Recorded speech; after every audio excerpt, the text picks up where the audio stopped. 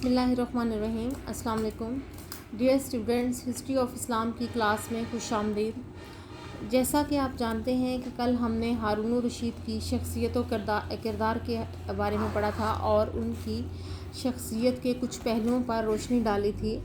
جس میں ہم نے دیکھا کہ ہارون الرشید جو ہیں ان کی اندر بھی متضاد صفات پائی جاتی تھیں۔ مثلاً کہیں پہ ہمیں وہ نرم مزاج نظر آتے ہیں اور کہیں پہ ہمیں پتہ چلتا ہے کہ وہ ایسے اقدامات اٹھانے سے گریز نہیں کرتے جس میں انہیں جب غصہ آ جاتا ہے تو اس حوالے سے وہ کوئی بھی ایسا قدم جو ہے سخت قدم اٹھانے سے گریز نہیں کرتے تھے، اور کئی دفعہ جو ہے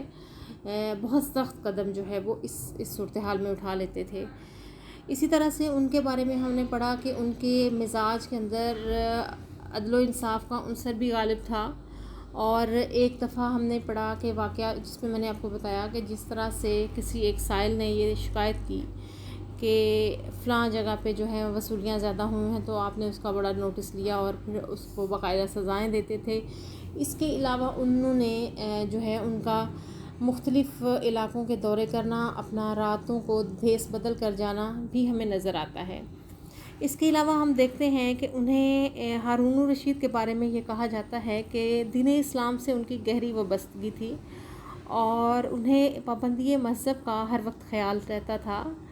اور جس میں علامہ سیوطی نے ان کی تعریف کرتے ہوئے کہتے ہیں کہ وہ حرمات اسلام کا احترام کرتا اور دین کے اندر جو لوگ رخنہ اندازی کرتے ان کا دشمن تھا۔ اسی طرح سے جو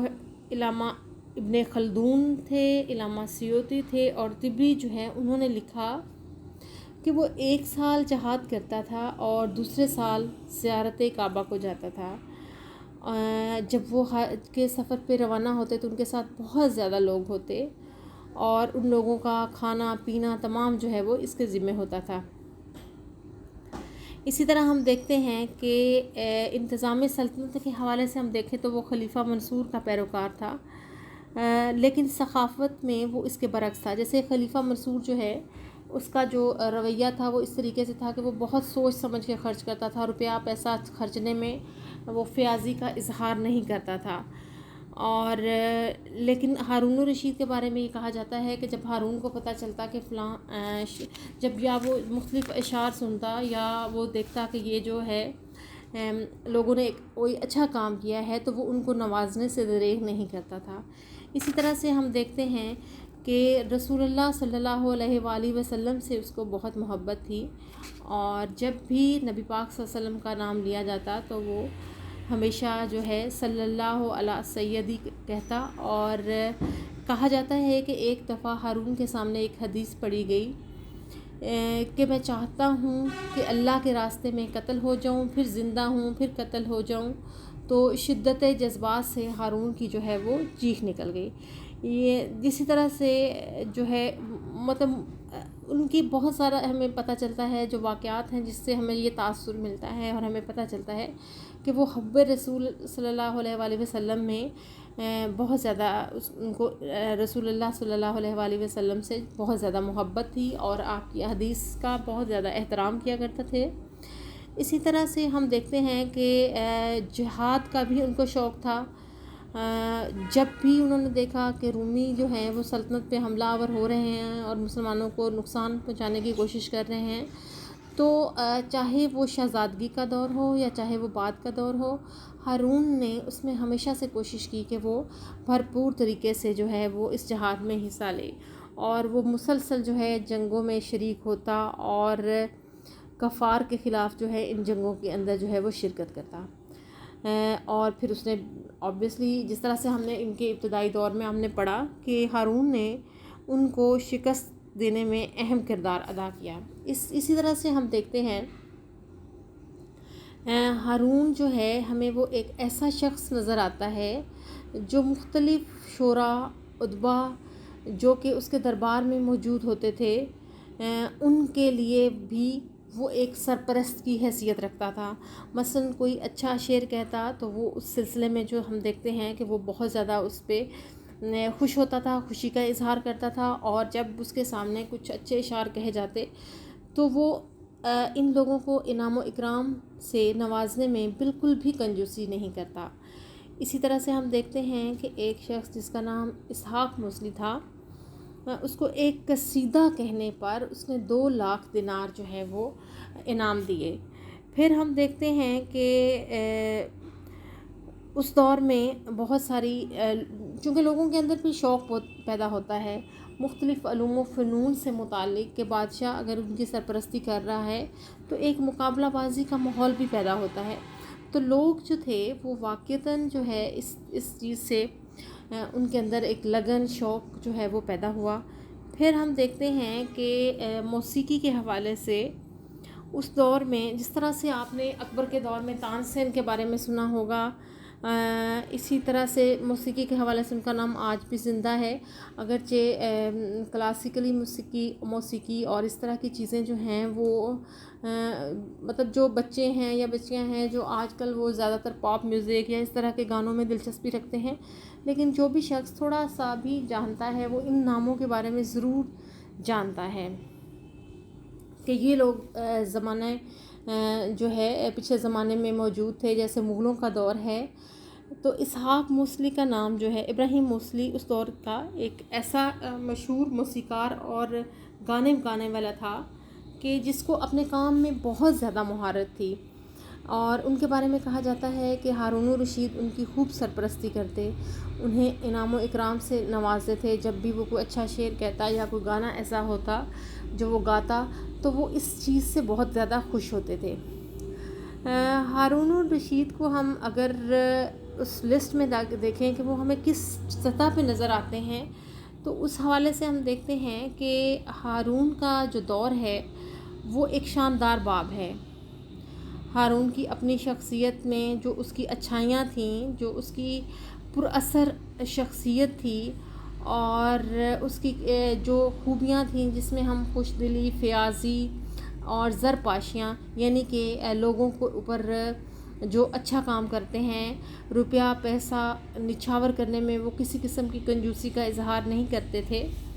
اور ہمیں نظر آتا ہے کہ اس دور میں جو حالت ہے وہ بہتر تھی، خوشحالی تھی، دولت عام تھی، اور دولت عباسیہ کا یہ جو دور تھا یہ ایک مثالی دور نظر آتا ہے۔ پھر ہم اگر اس کا ڈیپلی انالیسس کریں تو ہم دیکھتے ہیں کہ بادشاہ جو ہے وہ صرف ان چیزوں پر ہی توجہ لڑائی کی طرف نہیں ہے، اس نے سفارتی تعلقات بھی جو ہیں مختلف ممالک سے قائم کیے۔ جیسے روم کے ساتھ ہم نے پڑھا کہ ایک طرف تو ان کے اچھے تعلقات تھے، لیکن ایک ساتھ ساتھ انہوں نے اپنے جاسوس بھی اس دربار میں چھوڑے ہوئے تھے، جس کے بارے میں کہا گیا کہ 20 سال تک ہارون کا جو جاسوس ہے وہ رومیوں کے دربار میں رہا اور رومیوں کو اس کا پتہ نہیں چل سکا۔ اسی طرح سے ہم دیکھتے ہیں کہ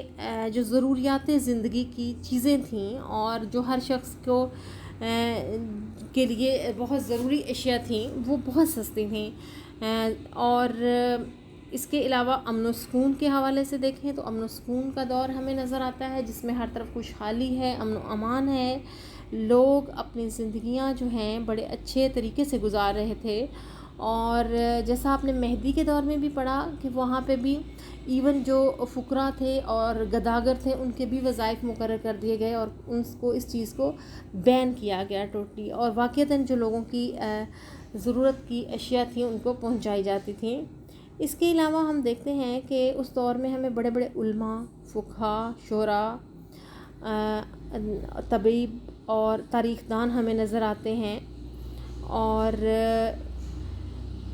مختلف جو بڑے نام ہیں شیخ عبد القادر جیلانی تک جیسے نام بھی جو ہیں ہم دیکھتے ہیں عباسی دور کی ہی اندر پیدا ہوئے، اور پھر ان لوگوں نے اپنے ان کے کمالات جو ہیں وہ ہمیں نظر آتے ہیں۔ بغداد کو شہر کو خاص طور پہ اہمیت حاصل ہے، جس کو عروس البلاد کہا جاتا تھا، اور اس شہر میں مختلف علوم و فنون جو ہے ان کی ترقی ہمیں نظر آتی ہے۔ رومیوں کے خلاف خلیفہ وقت جو ہے وہ اس کی ہم دیکھتے ہیں کہ وہ کس حد تک بہادری کے جوہر دکھاتا ہے، اور مطلب اگر ہم انالیسس کریں اور مختلف جو رائٹرز ہیں ان کی رائے ان کے بارے میں بتائیں تو ہم دیکھتے ہیں کہ ہارون الرشید کا عہد ایک اہم عہد ہے، اور جس میں جو لوگوں کا جو امن و سکون تھا، لوگ خوشحال اور امن و سکون کی زندگی بسر کر رہے تھے۔ سید امیر علی تاریخ اسلام انہوں نے ایک کتاب لکھی، اور اس کتاب کو اس کا اگر حوالہ دوں، یہ اس حد تک مستند سمجھی جاتی ہے کہ جو مغربی مفکرین ہیں وہ اکثر و بیشتر اپنے کتابوں میں اس کتاب کا، جسے ہسٹری آف اسلام کے نام سے یہ کتاب موجود ہے، اس کا حوالہ دیتے ہیں، اور یہ بہت اتھینٹک کتاب ہے۔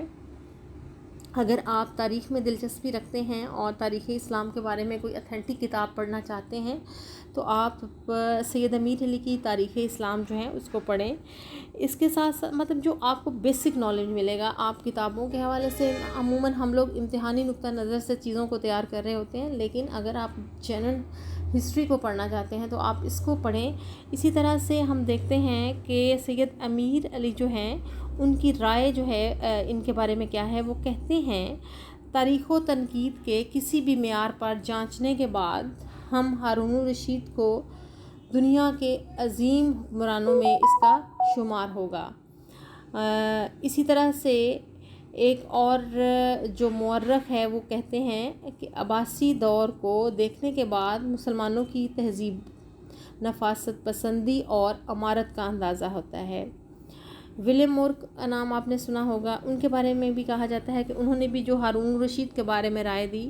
وہ کہتے ہیں کہ ہارون الرشید عباسی خاندان کا سب سے زیادہ قابل حکمران تھا، یعنی کہ اس حد تک ان کے بارے میں جو مغربی مفکرین ہیں ان کی رائے بہت زیادہ پازیٹیو ہے کہ ہارون الرشید کو وہ ایک عظیم حکمران کے طور پہ دیکھتے ہیں۔ اس کے علاوہ ہارون الرشید کے دور کو سنہری دور گردانا جاتا ہے۔ سنہری سے مراد ایسا دور جس میں امن و سکون ہو، جس میں عدل و انصاف ہو، اور جو بطور حاکم جو ہے اپنے فرائض اس نے بہترین طرح سے سر انجام دیے ہوں۔ تو اس کو آپ جب بھی لکھیں گے تو آپ یہی کہیں گے کہ خلیفہ ہارون الرشید کا دور عظمت کے، شخصی عظمت کے حوالے سے، عدل و انصاف کے حوالے سے، شان و شوکت کے حوالے سے، اور وسعت سلطنت کے حوالے سے جب ہم اس کا انالیسس کرتے ہیں تو ہم دیکھتے ہیں کہ وہ ایک سنہری دور کہلائے جانے کے قابل ہے۔ ہندوستان میں آپ نے اکثر، اگر آپ میں سے کسی کو تھوڑی سی دلچسپی ہو ہسٹری سے اور مغلوں کی تاریخ سے، تو ہم جو عموماً مغلوں کی ہسٹری پڑھتے ہیں تو مغلوں میں ایک بادشاہ گزرا ہے جن کا نام ہے شاہ جہان۔ تو شاہ جہان کا دور جو ہے اس کو سنہری دور گردانا جاتا ہے کہ وہ بھی ایک ایسا ہی اچھا زمانہ تھا جس کے اندر جو ہے مختلف علوم و فنون کو جو ہے فروغ ملا۔ اس حوالے سے ہم دیکھتے ہیں کہ عباسیوں کے دور حکومت میں ہارون الرشید ہمیں اس طرح سے نظر آتے ہیں کہ سائنسی ترقیاں ہوئیں، وہ عباسی خلافت کا نقطہ معراج ہیں، ٹھیک ہے، اس دور کے اندر ہونے والی۔ اسی طرح سے ہارون کا جو دربار تھا اس کے اندر دنیا بھر کے اہل علم، فلسفی اور ماہرین فنون جو ہیں وہ جمع تھے، اور اس کے قریبی جانشین جو ہیں ان کا جانشینوں کا بھی انداز جو ہے وہ بہت زیادہ شاہانہ تھا۔ اس دور میں ہم دیکھتے ہیں کہ خاندان جو برامکا تھے ان کو کس طرح سے عروج حاصل ہوا۔ اسی طرح سے فرانس کے بادشاہ کے ساتھ تحفے تحائفوں کا تبادلہ ہمیں نظر آتا ہے، اور جس میں کچھ ایک گھڑی، ہاتھی اور دیگر نایاب اشیاء جو ہیں وہ شامل تھیں۔ اس کے علاوہ ہارون نے کیا کیا کہ ہارون نے دیکھا کہ ملک کے اندر جو آج بھی ہم پاکستان میں دیکھتے ہیں کہ ہمیں اس چیز کی کمی نظر آتی ہے، اور ہم چاہتے ہیں اور ہماری خواہش ہے کہ اللہ تعالیٰ امن و سکون جو ہے ہمارے ملک میں ہو، اور ہر حوالے سے چیزیں الحمدللہ پہلے سے بہت بہتر ہوئی ہیں، لیکن کبھی کبھی آپ نے دیکھا ہوگا جو کچھ ادوار میں بہت زیادہ ٹیررزم رہا ہے، تو اللہ کرے کہ کبھی بھی ہمارے ملک میں اور کہیں بھی نہ ہو، یعنی کہ یہ میں سمجھتی ہوں کہ یہ چیز کسی کے لیے بھی اچھی نہیں ہے۔ ہم خود بھی امن و سکون سے رہیں، دوسرے بھی لوگ امن و سکون سے رہیں، اور ہر حوالے سے جو ہے ایک اچھا ایٹماسفیئر ہونا چاہیے سب کے لیے۔ تو ہارون کا جو دور ہے اس میں ہمیں پتہ چلتا ہے کہ اس نے اپنے جو خلاف ہونے والی سازشیں تھیں ان کا اس نے بڑے مؤثر طریقے سے ان کا جواب دیا، ان کا کلا کما کیا۔ اس کے علاوہ جو ہے اس نے اپنی پوری قوت اور طاقت استعمال کی رومیوں کے خلاف، اور رومیوں کو جو ہے پھر مزید کئی دفعہ رومی جو ہیں وہ انہیں جو ہے خراج دینا پڑتا تھا، اور کئی دفعہ وہ وعدہ کر کے مکر جاتے تھے، لیکن ہارون نے کبھی بھی کمزوری نہیں دکھائی۔ وہ دوبارہ پوری قوت کے ساتھ ان کے خلاف جہاد کرتا، ان کے خلاف جو ہے ایکشن لینے سے دریغ نہیں کرتا تھا، جس کا نتیجہ ہم دیکھتے ہیں کہ ہارون کے ابتدائی سالوں کے بعد ہمیں سکون نظر آتا ہے، اور جو اکا دکا واقعات ہوتے ہیں ان کو بھی پھر جو ہے وہ ختم کیا گیا، اور پھر ہارون کی طاقت کا بھرپور استعمال ہمیں اس صورت میں نظر آتا ہے کہ ہارون نے خود بڑھ چڑھ کر حملے جو ہیں ان علاقوں میں کیے۔ اس کے علاوہ ہم دیکھتے ہیں کہ لوگ جو ہے وہ پرسکون زندگی بسر کر رہے تھے، خوشحال تھے، اور جو باغی تھے سلطنت کے وہ بھی اب فرمانبردار ہو چکے تھے، اور اسی بنا پر خلافت عباسیہ میں ہم ہارون کے دور کو اس عہد عباسیہ کا زری دور کہتے ہیں، کہ وہ وہاں پہ امن و سکون تھا، لوگوں کے اس طرح کے مسائل نہیں تھے، اور ہر طرح کی بدامنی جو ہے اس کا خاتمہ ہو چکا تھا۔ اس کے علاوہ لوگوں کی اگر ہم معاشی زندگی پر نظر ڈالیں تو ہمیں پتہ چلتا ہے کہ لوگ خوشحال تھے، ضرورت کی اشیاء جو تھیں وہ سستی تھیں، اور ہارون کا ایک کمال جو ہمیں بہت زیادہ جس کو ہمیں اپریشیٹ کرنا چاہیے کہ اس نے نئی چیزوں کو سیکھنے کا ہنر جو ہے وہ متعارف ہے، کہ جو بھی نئی چیز ہے لوگوں کو چاہیے کہ وہ نئی سیکھیں۔ جیسے مختلف علوم و فنون کی کتب جو تھیں یونانی کتب تھیں وہ منگوائی گئیں، ان کے جو ترجمے کروائے گئے، اور اس نے نہروں کا جال بچھایا، اور جو خاندان برامکا ہے ان کی دانشمندی کا ثبوت انہوں نے جو ہے ہم دیکھتے ہیں کہ لوگ اس حد تک خوشحال تھے کہ ہزاروں میل جو رقبہ کے اندر بھی اگر ہم دیکھیں تو ہمیں کوئی بھوکا نظر نہیں آتا تھا، اور جو عوام کا پیسہ تھا عوام کی فلاح و بہبود پر خرچ کیا جاتا تھا۔ اس کے علاوہ ہم نے دیکھتے ہیں کہ ہارون کے جو سلطنت کا نظام ہے وہ کیسا تھا، تو اس حوالے سے ہم دیکھتے ہیں کہ اس دور میں جو ڈسپلن ہے اس پر کسی طرح سے بھی کمپرومائز نہیں کیا گیا۔ ہر حوالے سے ملک کے اندر جو مختلف انتظامات سنبھالے گئے محکمے تھے جنہیں دیوان کہا جاتا تھا، اور ان دیوانوں کا جو ہے اوپر ایک اور تھا دیوان الزمام جسے کہا گیا، جس کو آج کل کے دور میں جیسے ایڈیٹر جنرل ہوتا ہے آڈٹ کرنا اس محکمے کا کام تھا، اور اس طرح سے ہر محکمے کا ایک اپنا جو ہے اس شعبے کا ایک سربراہ ہوتا تھا جو اس کے اوپر نظر رکھتا تھا۔ اس کے علاوہ ہارون جو ہے راتوں کو بھیس بدل کر خود گشت کرتا، لوگوں کے اور عام رعایا کے حالات سے باخبر رہنے کی کوشش کرتے تھے۔ مقصد یہ تھا کہ کہیں پہ اس کے قاضی، اس کے جو پولیس کے افراد ہیں یا عمال ہیں یا گورنر ہیں، وہ خود ہی تو کہیں جرائم کا ارتکاب نہیں کر رہے، لوگوں کو ان کا حق تو نہیں مار رہے ہیں۔ اس کے علاوہ اس کا جو جاسوسی کا نیٹ ورک تھا وہ بھی بہت زیادہ اس کے بارے میں کہا جاتے ہیں کہ وہ بہت عمدہ تھا۔ اس کے علاوہ ہم دیکھتے ہیں کہ جو انہوں نے ایک بہت اچھا کام کیا وہ ہے خلیفہ جو ہیں جن کا نام امام مالک تھا،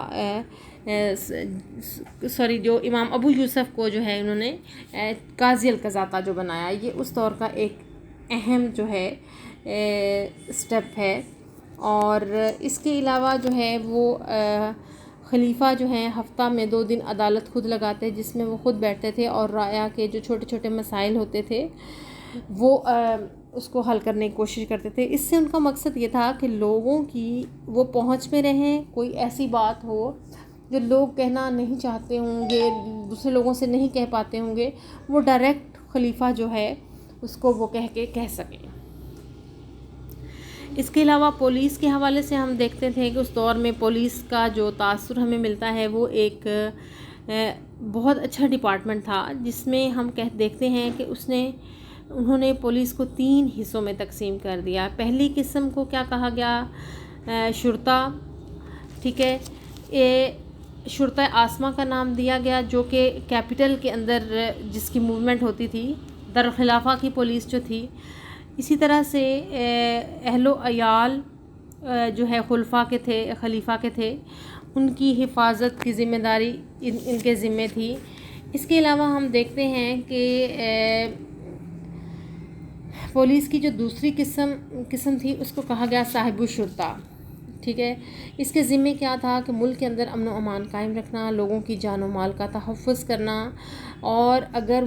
کوئی جرائم ہو رہے ہیں اور ان پر لوگوں پر کڑی نظر رکھنا، ان کو سخت